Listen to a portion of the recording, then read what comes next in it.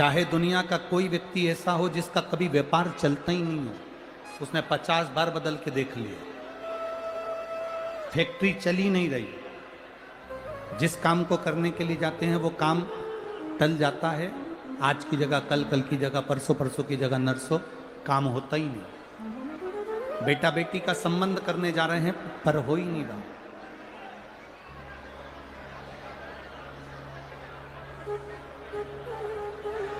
कितना भी दरिद्र से दरिद्र व्यक्ति है, कितना भी दीन से दीन व्यक्ति है,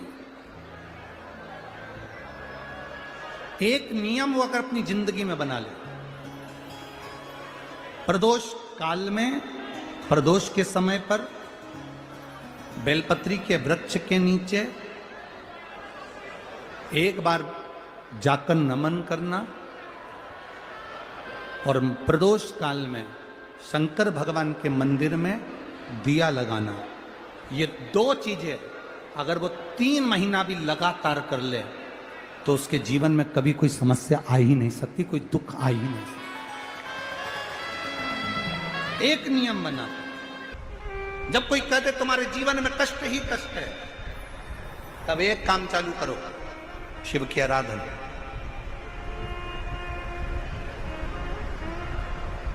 तब एक काम चालू करो, भगवान शंकर की आराधना। 3 चीजें अपना लो। पहले नंबर पर शिव जी के मंदिर में 1 लोटा जल चढ़ाना। दूसरे नंबर पर मंदिर में दिया लगा सकते हो तो ठीक है, नहीं तो एक कनेर का फूल पीला वाला, देखा है आप लोगों ने? जम के बोलो जरा। पीले कलर का कनेर का फूल एक, प्रदोष काल के समय पर अगर दीप लगा सको तो ठीक है, नहीं तो एक कनेर का फूल पीले कलर का, शिव जी के अशोक सुंदरी का स्पर्श। अशोक सुंदरी वाली जगह मालूम है ना आप लोगों को? फिर से आप समझ लें।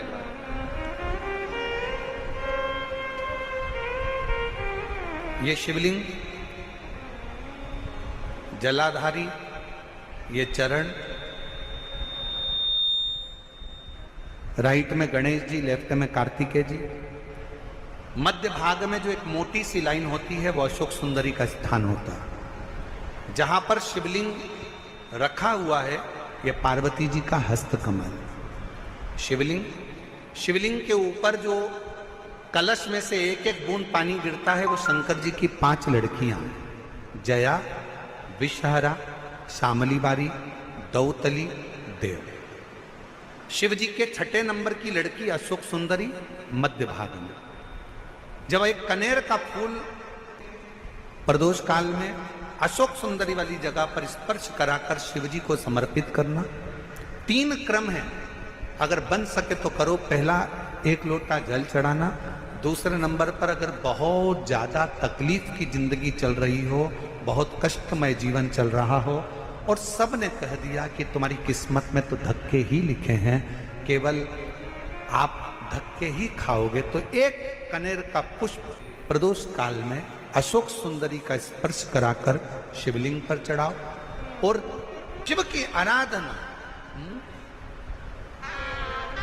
और दिल से बाबा को पुकारते रहो, श्री शिवाय नमस्तुभ्यं, श्री शिवाय नमस्तुभ्यं। और मेरी जीजियों, मेरे जीजाओं, मेरी बेटियों, बेटाओं, मेरी माताओं, एक बात और आपसे कहना चाहूँ। जब आप पशुपतिनाथ का व्रत करो ना, पशुपति व्रत को अगर आप धारण करो, या सोमवार का व्रत करो, या शिवरात्रि का व्रत करो, या प्रदोष का व्रत करो, या आप शंकर जी के मंदिर में जाकर कोई उपास, कोई व्रत, कोई पूजन कर रहे हो ना, तो एक निवेदन और आज इस व्यासपीठ से करें आप लोगों के लिए। आपकी पूजन की थाली में सब कुछ है, सब कुछ। और जो आपके पास में बैठकर पूजन कर रही है उसकी थाली में अगर कोई कमी रह गई है ना, तो शिव महापुराण ये भी कहती है कि शंकर के सामने बैठकर किसी की पूजन की थाली में भी कमी मत देखो। बन सके अपनी पूजन की थाली में से थोड़ा सा सामान उसकी थाली में रख दो। प्रयास करना कि वो कमी ना देखी जाए। अगर हम भगवान की साक्षी में भी अगर कमी देखेंगे तो हमारे जीवन में कमियां बढ़ती चली जाए। हम क्यों कमी? हे गुरुजी, हमारी टेम्परेरी नौकरी है, बहुत कष्ट में हम, क्या करें हम? कहीं मत जाओ, तुम्हारे नजदीक में जो शंकर का मंदिर है उस मंदिर में जाकर झाड़ू लगाना प्रारंभ कर दो। तुम्हारे शिव जी के मंदिर में कहीं पोछा लगाना प्रारंभ कर दो। तुम्हारे शंकर के मंदिर में थोड़ा सा चंदन घिसना प्रारंभ कर दो। नौकरी पर जाओ, ड्यूटी पर जाओ, बच्चों को संभालो, परिवार को संभालो, उसमें से थोड़ा सा समय शंकर जी को देना प्रारंभ करो। थोड़ा सा समय निकालना शिव जी के लिए, थोड़ा सा समय। ए गुरुजी, अभी मेरी तनख्वाह तो मात्र 8,000 रुपए मिलती है, प्राइवेट जॉब कर रहा हूं, परिवार बड़ा है, गुरुदेव दिल्ली जैसे शहर में रह रहा हूं, बहुत दुख का जीवन चल रहा है, क्या करूं? किसी को हाथ नहीं दिखाना, किसी को पत्रिका नहीं दिखाना, किसी को भाग्य नहीं दिखाना, अब जो कुछ दिखाना अपने शंकर को दिखाना। उसके मंदिर में सेवा करना प्रारंभ करो। और मेरे बाबा तेरी सबसे बढ़िया, यदि कोई एक बार भी शिवालय की ओर चले जाता है, शंकर की ओर बढ़ जाता है, शिवालय की ओर बढ़ जाता है, तो उसके पितर, उसके पूर्वज और उसके जीवन में कितने भी दोष हों, वो सारे के सारे दोष समाप्त होते चले जाते, सारे दोष। और शायद इसीलिए शिवजी पर चढ़ाया गया एक लोटा जल हमारे घर का पितृदोष हो चाहे अन्य दोष हो वो भी समाप्त कर दे।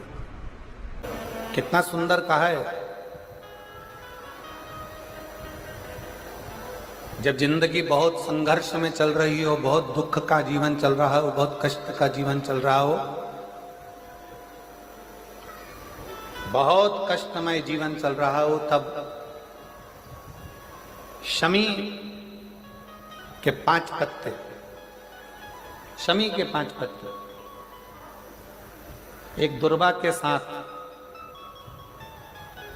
एक अक्षत चावल का एक दाना, वो भी हल्दी में भिंगोया हुआ हो या केसर में भिंगोया हुआ हो, शमी पत्र 5, एक दुर्वा, एक चावल का दाना, जो दिल से हृदय से बेलपत्री के वृक्ष के नीचे पार्थिव लिंग का निर्माण कर कर मट्टी का शिवलिंग बनाकर प्रदोष काल में, मतलब शाम के समय पर शिवलिंग बनाकर उस पे जल चढ़ाकर, जो ये 5 शमी का पत्र, एक दुर्वा और एक चावल का दाना, अपनी कामना कर कर जो दुख चल रहा है बाबा से विनय कर कर एक एक पत्ता जब समर्पित कर दे, फिर एक दुर्वा समर्पित कर दे, फिर एक चावल का दाना समर्पित कर दे और बाबा का वहीं पर पुनः विसर्जन कर दे, 3 महीना तो जाने दो, 15 दिन के अंदर वो दुख कटता जरूर है, चाहे कोई भी दुख,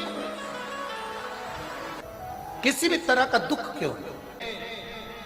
एक बेलपत्र के वृक्ष की परिक्रमा करने वाले को हजारों अश्वमेध यज्ञ का फल प्राप्त हो जाता है, हजारों अश्वमेध यज्ञ का फल प्राप्त हो जाता है।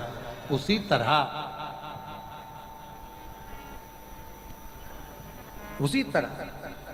एक पार्थिव लिंग का निर्माण करने वाले को, मिट्टी का शिवलिंग का निर्माण कर कर पूजन करने वालों को 12 ज्योतिर्लिंग के शिवलिंग के दर्शन का पुण्य फल प्राप्त।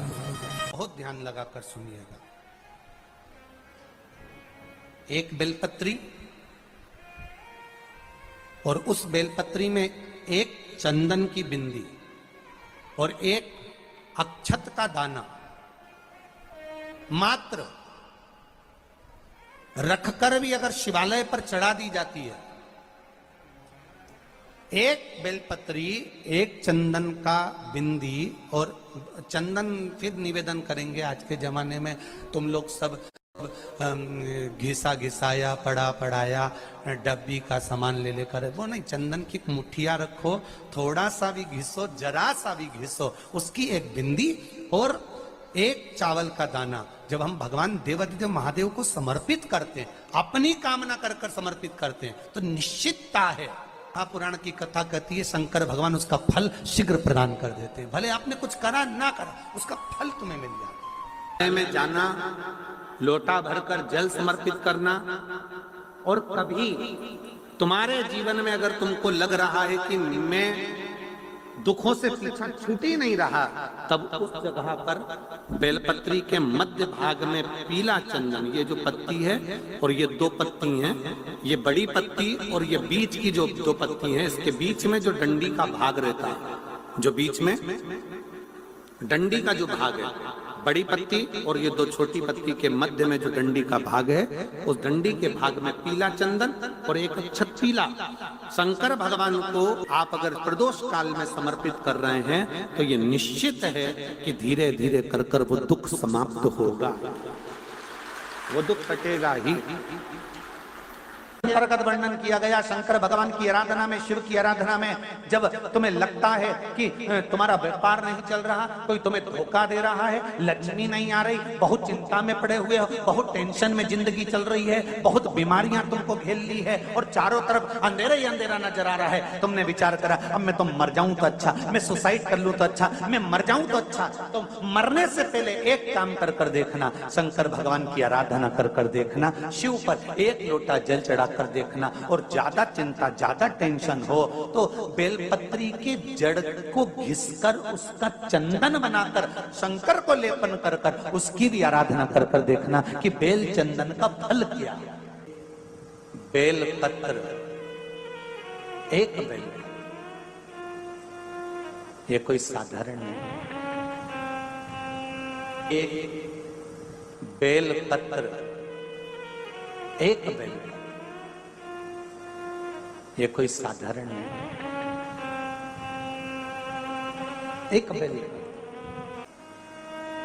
इसकी नीचे की डंडी से लेकर ये दो पत्तियां जहां लगी हैं, और दो पत्ती से लेकर ये बीच की जो पत्ती है उसमें जो गैप है, उसमें जो जगह है, दिख रही है आपको, ये दो पत्ती से लेकर बीच की पत्ती के बीच में जो जगह खाली रहती है, 33 कोटि देवी देवताओं विराजमान रहते हैं इस बीच की जगह में।